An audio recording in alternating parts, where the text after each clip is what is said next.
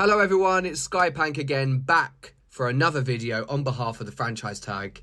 It's going to be so exciting this weekend with these three NFC matchups. They're all close. We're going to start in reverse order. Packers v Cowboys is the first game of these three.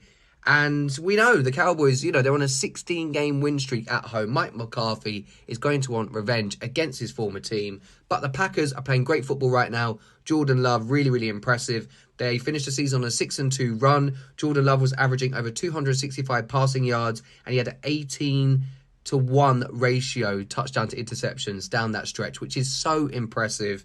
And obviously, first season as a starter, coming in for Aaron Rodgers, really impressed with the football he's been playing and the job that LaFleur's done.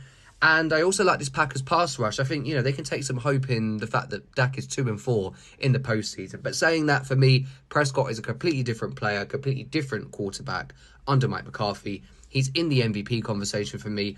Over 4,500 passing yards, 36 touchdowns to 9 picks. And, of course, he's the man leading the number one scoring offense in the National Football League. They've got CeeDee Lamb as well, who for me is in the Offensive Player of the Year race with Christian McCaffrey. Been putting up phenomenal numbers. And the best receiver in the league up there, him and Tyreek Hill. Defensively, we know how good Micah Parsons is. We know the pressure he can generate up front. So, obviously, if he can get to Jordan Love, that's going to cause some havoc there. And you put in that Dallas secondary as well, led by breakout corner Bland, who has been phenomenal as well in his own right. I have to say, as much as I like the Green Bay Packers and I like Jordan Love, the Dallas Cowboys are going to get this one done at home. And scoreline-wise, I'm going to say 34-23 to the Dallas Cowboys. Then we move on to the Rams v the Lions, and not just in the NFC, but across all 6 of the Super Wildcard matchups. For me, this is the toughest one to call. There are so many storylines. Matthew Stafford, face of the Lions franchise for years. Fantastic quarterback play he had for a number of years in Detroit. He's going home. And, well, I say that. I don't think that they're going to go home in this matchup, just to say off the bat. But the emotion is going to be obvious because the Lions are going to be hosting their first playoff game as divisional champs because they haven't won it since 1993. You're going to see a lot of emotion. There's going to be awkwardness as well because, as we know, Sean McVay kicked Jared Goff to the curb and essentially, for me, sent him to Detroit for his career to die. He's going up against his former Padawan, and Goff is going to, want to get his own revenge in this one. It'll be great to see the friction, if there is any pre and post game, especially.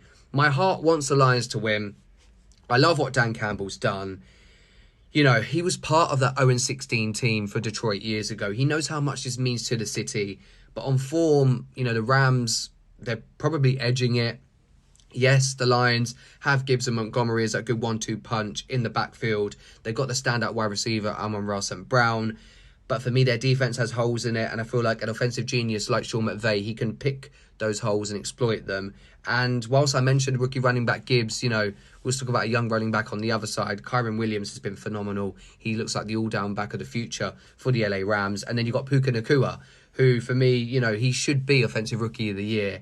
For him to have just under 1,500 receiving yards with 105 catches and 6 touchdowns in a team where we know how crucial that Stafford to Cup connection has been, especially during that Super Bowl winning run for the Rams a couple of years ago. It's damn frightening, the impact that Nacua has made in his rookie year. And I also like the chances of some of the younger Rams players to make an impact in this game as well, on the defensive side. So I think the Rams are just going to edge it. I think it's going to be by 3 points, and I'm going to go with a 30-27 win for LA on the road. Then finally, we have the Eagles v Bucks, and this is another one where I might say a head and heart conflict. Not that I really have any, affiliation with the Tampa Bay Buccaneers, but it's just in the offseason I talked about the divisional chances, mainly because of how poor the NFC South is. But, with that being said, I feel like Baker Mayfield deserves all the credit in the world with how he stepped in at quarterback position following Tom Brady's retirement, because arguably, and for me, that's probably the hardest job in football going into this 2023 season. We know the Eagles secondary has been shaky throughout the season, so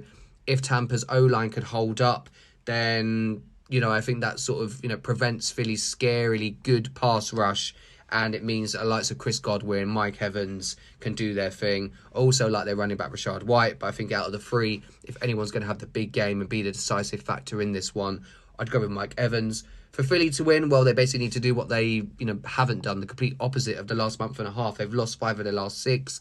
The defense has lost its it factor.